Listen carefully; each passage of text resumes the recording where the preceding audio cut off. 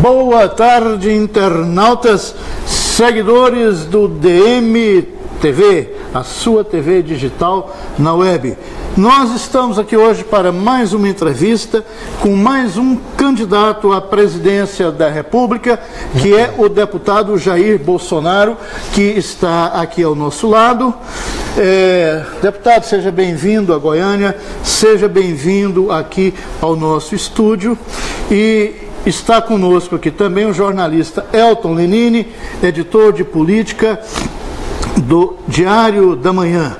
Lembrando que por aqui já passaram os presidenciáveis Ciro Gomes e João Goulart Filho, e que é um espaço aberto aos demais candidatos, né? Receberemos a todos aqui com muita honra. Deputado Jair Bolsonaro, eu começaria perguntando quais são os seus planos, as suas metas, os seus objetivos, caso o senhor venha a ser eleito presidente da República, enfim, como o senhor pretende governar o Brasil? Duas perguntas muito importantes, né? Primeiramente, planos. O Brasil não está dando certo. Ao longo das últimas décadas, descambou basicamente para a esquerda, para o populismo, para a política barata, da política para cativar o eleitor pobre, muitas vezes sem uma cultura suficiente, e estavam partindo, no meu entender, para o socialismo no Brasil. Então é reverter isso aí, buscar o ponto de inflexão e reverter isso aí. Não podemos aproximar da Venezuela, muito menos de Cuba. O primeiro ponto é esse. Como governar? Precisa do parlamento brasileiro. Hoje em dia nós temos uma bancada de aproximadamente 50 parlamentares de vários partidos que querem fazer uma política de maneira diferente a feita até agora. Como é feita até agora? O povo está aí. A política feita até agora tem levado à ineficiência do Estado e à corrupção. São os grandes acordos partidários, onde os líderes de grandes partidos indicam pessoas para ministérios, para estatais, para bancos públicos, que não atende à necessidade do povo brasileiro, até por o interesse não ser o Brasil, se atender apenas aos seus apadrinhados. Então essa é a forma de nós estamos trabalhando para fazer uma política diferente. Lenine. Deputado, as pesquisas revelam que o povo brasileiro tem uma absoluta desconfiança, descrença e desmotivação com a classe política, com os políticos, com os partidos políticos. Como é que o senhor vê essa descrença do povo brasileiro? Eu vejo que o povo tem razão. Nós não produzimos felicidade, que esse é o objetivo do parlamento brasileiro. Tá? Um país mergulhado em corrupção. A parte da delação do Palocci acabou de vir a público, pegou gente graúda do Rio de Janeiro, inclusive um pré-candidato lá ao governo do Estado. E, logicamente, ele não quer mais isso. A corrupção, no meu entender, é uma das coisas mais importantes a ser combatida e que está na cabeça do povo brasileiro. A outra questão que o povo quer que eu veja, eles querem que nós tenhamos autoridade, não deixe à vontade isso que está acontecendo aí. Em terceiro lugar, a pesquisa bastante longa, que eu tive acesso tocante a isso, é o conservadorismo, é a questão dos valores familiares, é você ter um currículo escolar adequado, igual, desculpa aqui, o nosso tempo parece meio parecido comigo na idade, onde nós aprendimos alguma coisa, hoje não se aprende absolutamente nada. É uma política externa não mais voltada com viés ideológico, é uma medida efetiva para se combater a violência no Brasil, quer uma política de encarceramento duro, que o elemento não fique preso por alguns meses ou poucos anos, não interessa qual crime ele cometeu e vá para a rua novamente. A segunda chance merece, né? Quem comete um crime de pequeno potencial. Quem comete esse determinado tipo de crime, nós não podemos falar em prisão perpétua que existe no Brasil, mas merece ficar nos seus 30 anos lá dentro. Dessa forma, ficar afastado da sociedade. É uma política que se fala em armamento, sim, porque é uma irresponsabilidade do governo desarmar nós, cidadãos de bem, que eu também fui desarmado como capitão do Exército, né? E deixar armado a bandidagem que nós vemos por aí, que não atua mais nos grandes centros apenas, vem até nas áreas rurais. Então eu vejo isso, né? A não dar resposta a tudo isso é que leva ao descrédito da classe política. Deputado, o senhor já anunciou o nome do seu ministro da Fazenda, né, o professor Paulo Guedes. Além dele, o senhor já tem outras indicações? Já vai antecipar? Tenho conversado com o Paulo Guedes, ele seria ministro da Fazenda e Planejamento, um ministério só. Tá? Certo. Já pré-acertamos a defesa, vai ser indicado pelo general Heleno, um oficial general do último posto, né? E a questão da ciência e tecnologia, que é muito importante, temos conversado com o Marcos Pontes, é o nosso astronauta. É um homem que está na ativa ainda, foi para a reserva tem uns 10 anos da aeronáutica, ele trabalha na NASA, é empreendedor, é um homem que tem interesse por pesquisa, é empreendedor. Então isso leva essa pessoa com essa formação, vai fazer o Brasil se preocupar com essa área. Cadê o nosso Vale do Silício no Brasil? Onde nós não fabricamos uma máquina de fazer 4 operações. Cadê a nossa pesquisa no tocante a nióbio? Temos aqui Catalão, tá, que parece que, pelo que me consta, se entregou aí ao capital chinês esse negócio aí. Uma coisa que só nós temos, nós é que temos que dar o preço a isso daí. E as maravilhas... Aliás, desculpe interromper, mas eu queria aprofundar nessa questão. Tempos atrás eu vi o senhor fez uma viagem a Araxá, e o senhor levantou essa questão do nióbio. Isso até foi matéria aqui do Diário da Manhã, que o nióbio é um metal estratégico, né?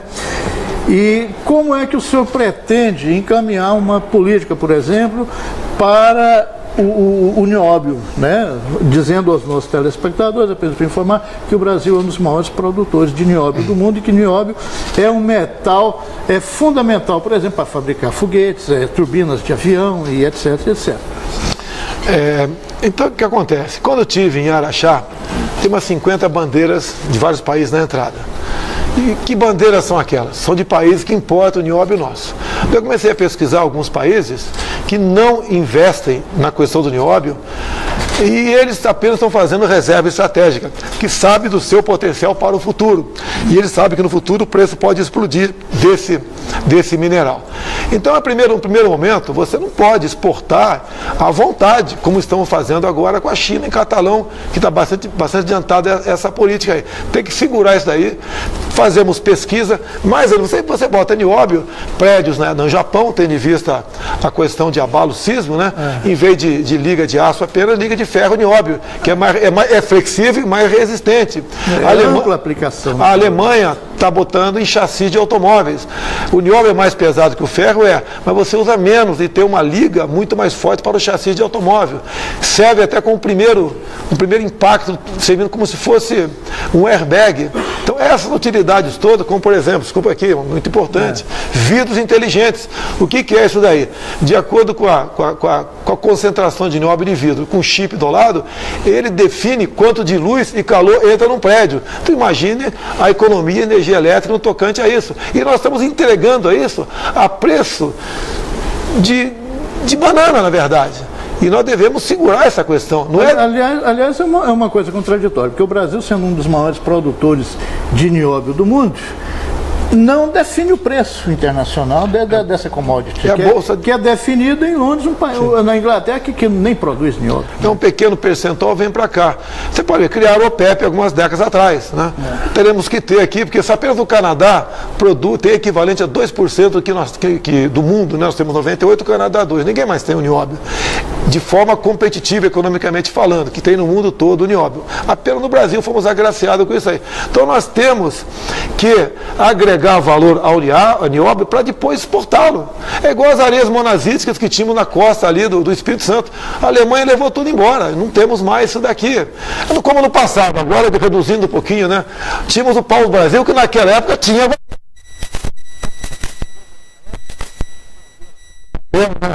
no país ainda, vamos assim dizer, tá certo? Mas essas questões você tem que levar a sério. Você junta ao nióbio a questão do grafeno, que vem do grafite, terras raras, só de riquezas minerais, nós temos o que o mundo não tem. Aliás, terras raras, Goiás vai começar a produzir daqui a 2 anos.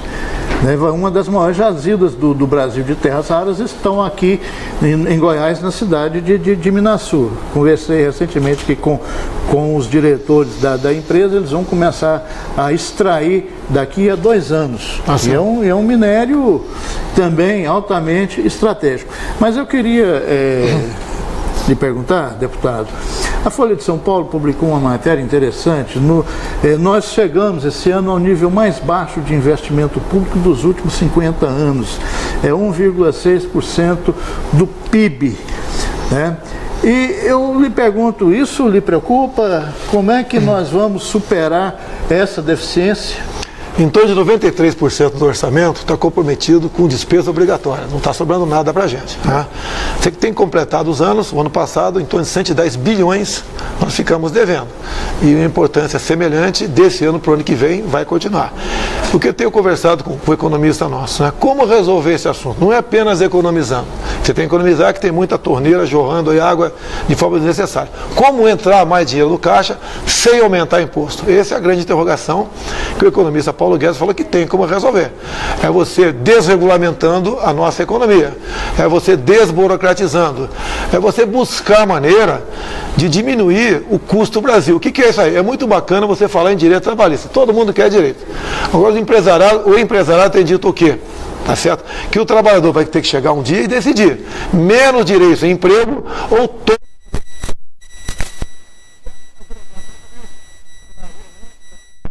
E pouco para quem recebe. Quem está dizendo não sou eu, é quem produz no Brasil. Essa equação vai ter que ser resolvida um dia, ou então teremos o país mergulhado no caos. Porque quem quer ser patrão hoje em dia? Ninguém quer ser patrão hoje em dia. É complicado demais. Primeiro você leva no mínimo 90 dias para abrir uma empresa, né? Do dobro de tempo se quiser fechá-la. E os direitos são tantos que você fica amarrado junto a um sindicato.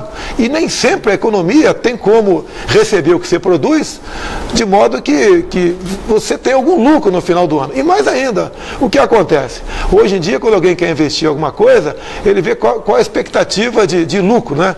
Se for abaixo de 10% do que ele investiu, ele não quer arriscar. Então ele fica muitas vezes aplicando na Bolsa. E com a taxa Selic ainda alta, é muito mais compensador você ficar com o dinheiro na Bolsa do que na produção aqui no Brasil. Lenin. Deputado, a desigualdade social no Brasil alcança índices alarmantes. O senhor vai manter os programas sociais, vai ampliá-los, o senhor vai dar o peixe ou vai ensinar a pescar? Qual é a visão que o senhor tem dessa questão? Olha, ao ano retrasado, gastamos 29 bilhões de reais com Bolsa Família. Eu lembro que Dilma Rousseff, por ocasião da campanha de 2014, ela bateu no peito e falou com muito orgulho: 14 milhões de famílias recebem Bolsa Família no Brasil. Eu teria vergonha de falar isso daí. O que tira o homem ou a mulher da pobreza não são esses projetos sociais, é o conhecimento. Tem que investir maciçamente na educação, na instrução da nossa garotada. Por outro lado, você não pode acabar com o programa Bolsa Família, que tem um percentual considerável que, se você tirar, ele nem vai para debaixo da ponte, que não tem lugar para morar lá, você tem que manter. Agora, as informações que nós temos, carecemos de mais dados, mas em torno de 1/3 é fraude. O outro 1/3 é gente que poderia estar no mercado de trabalho se nós facilitássemos a empregabilidade por parte dos patrões. Então esse é o nosso foco, né? Fraude, tentar inserir no mercado de trabalho e dar o conhecimento para que essa pessoa não dependa do Estado eternamente. O fato de ter 14 milhões de desempregados hoje no Brasil também não é alarmante, não é preocupante? Como é que o senhor vê essa grave questão social que é o desemprego? Na verdade, desculpa, aqui não são 14 milhões de empregados, são em torno de 40 milhões. Porque quem recebe Bolsa Família é tido pelo IBGE como se empregado fosse. Quem não procura emprego é tido como empregado. Quem trabalhou uma semana o ano passado é tido como empregado agora. Quem recebe auxílio reclusão é tido como empregado. São números falsos isso aí. Então a situação é mais grave do que se possa imaginar. Agora, por outro lado, eu poderia ter uma microempresa no Rio e ter meia dúzia de empregados lá. Não tenho porquê. Dado a questão trabalhista, que é muito fácil, a esquerda, os sindicatos, né, falar que você quer acabar com direitos. Eu votei favorável à reforma trabalhista. Me orgulho disso. Ajudei o Brasil no meu entender. O ano retrasado tivemos 4 milhões de ações trabalhistas no Brasil. Mais que ações trabalhistas em todo o mundo. Então, esse é um sinal mais do que claro que tem muita coisa errada, não é algo não, muita coisa errada. Tem que começar a mexer nessa questão. Deputado, tem uma questão que é muito sensível aqui para a nossa região, Centro-Oeste, cuja base econômica é o agronegócio. a produção de grãos e a produção de gado de corte, sobretudo para a exportação. E também, é claro, minérios, já que o estado de Goiás é a terceira província mineral do Brasil. Mas o que tem preocupado alguns produtores goianos, embora eles não verbalizem isso assim publicamente, é a questão dos subsídios, né? Principalmente o subsídio para o crédito rural. Eu lhe pergunto, o senhor sendo presidente, o senhor vai manter o subsídio para o crédito rural ou vai extinguir o subsídio? Quando alguém fala em privatizar o Banco do Brasil, eu sempre pergunto, né? Quem é que vai financiar, em grande parte, a safra agrícola? E com que taxa de juros? E como ninguém responde, eu acredito que falar em privatizar o Banco do Brasil não está certo. Problemas para o produtor rural não faltam. Como é uma das poucas coisas que está dando certo na economia, o que os governos fazem? Ficam de olho nessa produção para cada vez mais querer arrancar dinheiro. É a briga do Fundo Rural, que estamos tendo agora, começou a votar na Câmara, mas que o Supremo Tribunal Federal, há poucos meses, resolveu dar uma sentença favorável a cobrar o equivalente a 20 bilhões de reais. Outro problema, que, no meu entender, dá para resolver tranquilamente. O governo, né, não é bem o governo, mas bancadas vem buscando no Senado, está bastante avançado, não valer a Lei Candir para os produtores rurais aqui. Então, os commodities, né? Cada estado cobraria ICMS desses commodities. É mais um problema. Querem também cobrar água. Daqui a pouco vão cobrar o vento que diz que espalha o pólen na plantação também. Mais ainda, tem uma emenda constitucional de 2015 que trata exatamente da questão da propriedade privada, né? Hoje em dia, a propriedade privada, ninguém pode dizer que aquela fazenda é dele. Por quê? Se aplica ao proprietário privado a questão da feitura do trabalho escravo. Então, qualquer trabalho escravo leva para a expropriação do imóvel. E tem muitos juristas, com o judiciário já se aparelhando, com a esquerda, que considera o trabalho análogo à escravidão escravo também. Então, o análogo pode ser qualquer coisa. Você pode ver. Está uma senhora, por exemplo, pulverizando lá uma plantação qualquer, com todo equipamento, tudo. Chega a fiscalização do Ministério do Trabalho e vê que ela está grávida. Nem ela sabia que estava grávida. Mas, por estar grávida, e por trabalho análogo à escravidão. Aquele proprietário vai perder a sua fazenda com tudo que está lá dentro. Então, esses são os problemas, né? A insegurança jurídica no tocante à propriedade privada, que já começou em alguns estados se apresentar. Já tem gente, proprietário rural em alguns estados, que tem ações na justiça para expropriar seu imóvel, tendo em vista a emenda constitucional 81. Deputado, um outro problema também que preocupa muito, principalmente os governos estaduais, e o estado de Goiás, embora esteja numa situação até confortável em relação ao endividamento público, mas preocupa todo o país. A maioria dos estados devem uma quantidade muito grande para a Secretaria do Tesouro Nacional, ou seja, para a União, que é cobrada através da Secretaria do Tesouro Nacional, e também para instituições privadas de crédito. Segundo um documento da Secretaria do Tesouro Nacional, que eu li recentemente, essas dívidas dos estados, que geralmente consomem 13% a 14% da receita líquida e que vem sendo cobrado há mais de 30 anos,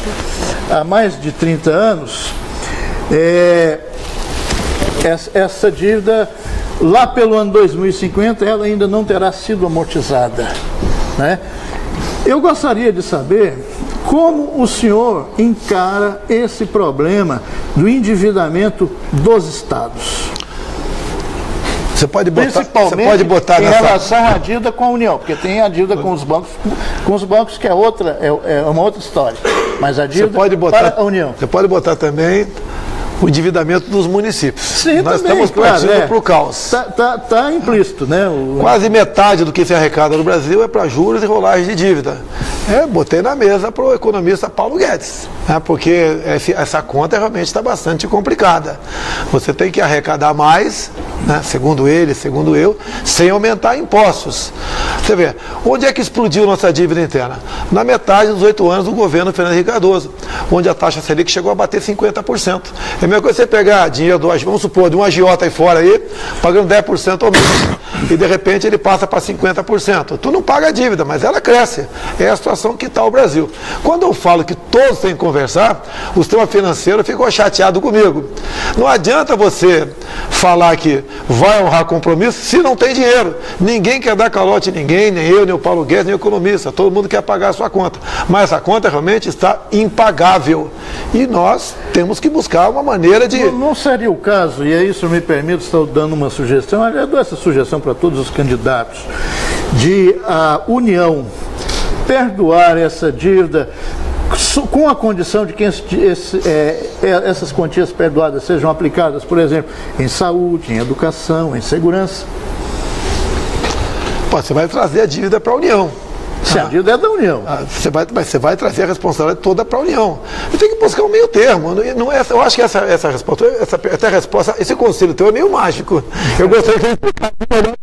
Não, que seja política. A dívida vai para a União, nós estamos devendo. O ano passado, pagamos, depois da despesa obrigatória, ficamos devendo 110 bilhões de reais, essa dívida fica cada vez mais impagável. Tem que buscar uma solução. Eu acredito, ninguém quer dar um canetaço em nada. Segundo o economista me disse, tocante a isso, se você tivesse como privatizar uma grande quantidade de estatais, você poderia amortizar parte dessa dívida e trazer a taxa Selic naturalmente para um valor menor. Fazer uma reforma da Previdência, que não é como a proposta pelo governo Temer, que ela, no meu entender, era para atender outros setores e não atender também a questão dos aposentados. Você pode sinalizar, porque você pode ter uma certa sinalização. Fora contrário, fora não tem milagre, não tem solução mágica para isso aí. Porque, deputado, parece uma solução mágica, porque essa dívida ela é mágica também, é uma dívida gozada, porque quanto mais se paga, mais ela aumenta. Sim. No caso do estado de Goiás, por exemplo, que tem uma dívida hoje para com a União, até recentemente em 9 bilhões de reais, para com a União, sem contar com outro tanto para as instituições privadas. Essa dívida vem sendo paga há mais de 30 anos. Quer dizer, nos últimos 16 anos o Estado já pagou mais de 8 bi. E ainda continua. Nós fizemos um pré-acerto uns 8 anos atrás nessa dívida, diminuiu. Eu gosto de estar precisando de uma outra água fria nessa fervura. Agora, a dívida do Rio de Janeiro está quase impagável também. Inclusive, se conseguiu a proeza no Rio de Janeiro de se antecipar a receita. Então, quem porventura assumir o governo do ano que vem, tá, ainda não vai ter receita para entrar no cofre, além da dívida toda que está lá. A mesma coisa é Rio Grande do Sul. Tá? E algumas capitais de estado também. Essa solução, como no começo eu falei, né, que eu não entendia de economia, por uma questão de humildade, que a Dilma entendia onde botou o Brasil. Inclusive, né, ninguém nunca falou e entendeu ou não de economia. Mas o que levou o Brasil ao caos? Não foram esses economistas que sempre estiveram aí? São exatamente os mesmos agora que estão assessorando outros pré-candidatos. Pelo menos o meu nunca esteve a serviço de governo nenhum. É uma pessoa reconhecida dentro e fora do Brasil e sempre esteve ao largo dessas questões. Lenine quer te fazer uma pergunta. Deputado, os presidentes do Brasil, por pressões do Congresso Nacional, acabam loteando toda a máquina federal, 34 ministérios, quer dizer, uma farra terrível com dinheiro público. Eleito presidente, qual a medida que o senhor vai tomar para moralizar a administração federal? Olha, quem vai fazer um governo semelhante é quem está fazendo coligações. Eu não tenho coligação nenhuma. Então, eu espero que algum partido queira coligar comigo. Mas quem vai dizer qual é a regra do jogo sou eu. Porque eu sou o único diferente de todos eles. O que levou o meu ex-partido, o PP, à situação que se encontrou? O meu ex-partido, PP, é o que tem percentualmente o maior número de parlamentares na Lava Jato. É exatamente uma das diretorias da Petrobras. E o pessoal, inclusive o Alberto Youssef, um dos delatores, né, diz que tinha deputado do meu ex-partido que ganhava por mês 250 mil reais. O próprio Alberto Youssef, dos delatores também, falou que no meu ex-partido apenas 3 deputados não pegavam dinheiro na Petrobras. Então, se você for lotear para governar, você vai continuar fazendo exatamente a mesma política de antes. Isso nós não faremos. Deputado, nós já enfrentou o Congresso, não quis lotear o governo e acabou deposto. Olha só, se é para fazer a mesma coisa, eu estou fora. Se alguém acha que não tenho condições de governar, porque não vou entregar o patrimônio público a político, vote em outro candidato que esses outros entregarão sim. Nós já recebemos um sinalzinho aqui que o nosso tempo está quase esgotando, mas eu ainda tenho uma pergunta para lhe fazer, deputado. O Jornal do Brasil publicou um editorial esses dias atrás e agora essa semana a Folha publicou um editorial na mesma linha. Esse editorial eles estão mais ou menos sugerindo que, em face do problema da gravidade que a coisa chegou, que a solução ideal seria a estatização do sistema bancário brasileiro. Porque hoje nós temos um sistema em que 6 bancos controlam quase 70% da oferta de crédito no Brasil. É, evidentemente, uma situação de monopólio já. Para o senhor, seria o caso de resolver estatizando o sistema bancário ou quebrar o monopólio? Você tem que buscar quebrar o monopólio. E como estatizar? Não, estatizar jamais, não me entender. Mas jamais. como poderia ser quebrado o monopólio? Olha, há poucos dias um grande economista, né, falou também o seguinte: qualquer pessoa que queira propor uma reforma tributária ou fiscal tem que ser PhD em economia. Essa é uma pergunta difícil de responder. Eu não tenho a solução para os problemas do Brasil todos aqui. Tanto é que você governa, de acordo com a própria Constituição, com os seus respectivos ministros. Tá? E a parte econômica é uma parte importantíssima nessa questão. Você pode ver os juros bancários. É um absurdo.